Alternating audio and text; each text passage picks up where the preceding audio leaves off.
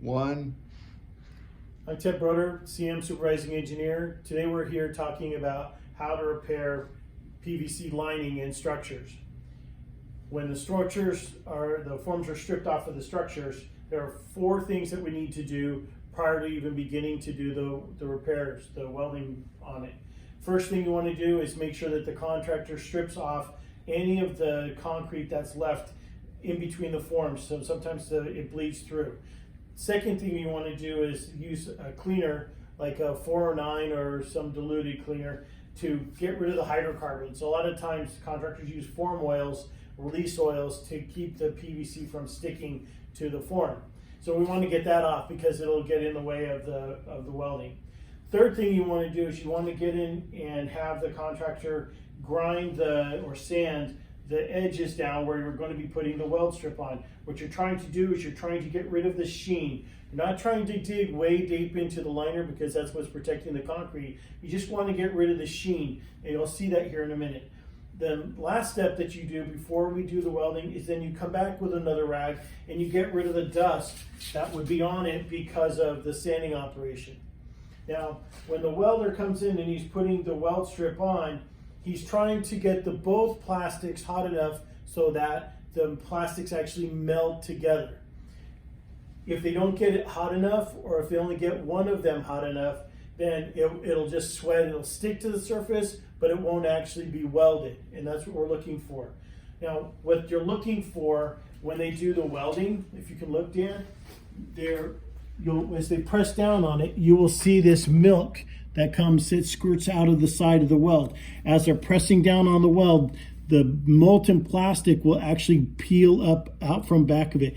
And when you see this, you know that you've got a pretty decent weld, or you're pretty sure you've got a pretty decent weld. So that's a visual inspection that we do prior to probing and doing anything else. So next thing you're going to do is, after you've gone through and you've looked to see whether or not the welds look good, you'll start probing. Now, you take a blade like this, it's a putty knife. It's not sharp, it's just got little rounded edges on it, but you go through and you just probe. Now, we're not trying to probe to cut the plastic. We're just doing enough energy, putting enough into it to make sure that the liner, this 1-inch weld strip, doesn't just peel off. What we're also looking for is where there are D-lamps. So if you can put this putty knife in and it sticks like that, that's an indication that they didn't get this weld done all the way across, and that's a D-lamp.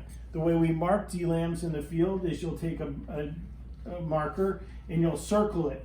Now, what you're required to do is you're supposed to find the edge of that D-lamp, and then the contractor will have to come in and do that same repair method or preparation method on the 1-inch weld strip and go 3 inches above and 3 inches below to cover up that gap. We don't know what that weld looks like underneath. We don't know whether or not it's going to leak, so we want to get a good solid piece over the top of it so that it covers it, keeps all the gases from getting back behind it. Sometimes you'll end up with 2 or 3 of them because the contractor or the guy doesn't do it right. And we do that probing on all welds. So again, you're not trying to pop the weld off, you're just trying to see whether or not it's got good adhesion. The next step that we would do is holiday testing, and Tony Sasaki is going to talk to you about that. Hello, my name is Tony Sasaki, District Inspector, and today we're going to perform high voltage holiday testing with the use of a Tinker and Razor high voltage unit. This unit detects holidays. Holidays meaning holes, pinholes, voids that usually occur in coatings, liners, exotic membranes that are protecting concrete and steel substrates. So when we check this unit has a voltage range of 800 volts all the way up to 35,000 volts. We have to be very careful when operating this unit due to the potential shocking hazard. And we're going to be testing T-lock material. We're going to be testing this at 20,000 volts. Rule of thumb, if we are checking protective coatings, we want to use about 100 volts per mil or as per the manufacturer's recommendations. But on T-lock material, it's a minimum of 20,000 volts.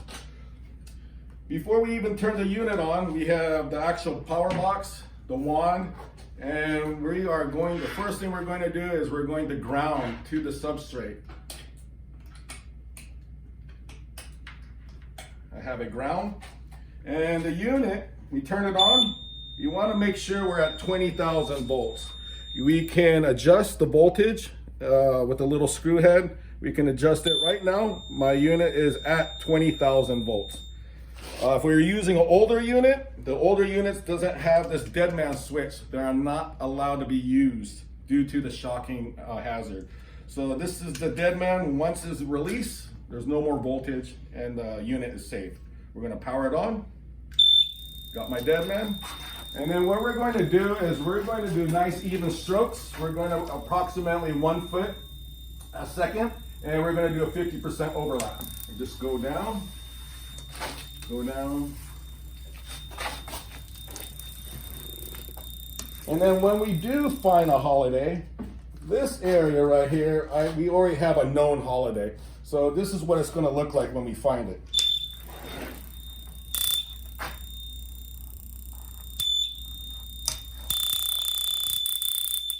So that's indicating I have a holiday there. You do a circle, draw a line from the point of the voltage penetrating the liner, draw a line and an S. The S indicates that there's a spark there. And then we would have to repair it as per what was demonstrated by Ted Brodeur with the grinding, cleaning, and then we do the 1-inch weld strip. And that is basically it. My name is Tony Sasaki, and have a good one.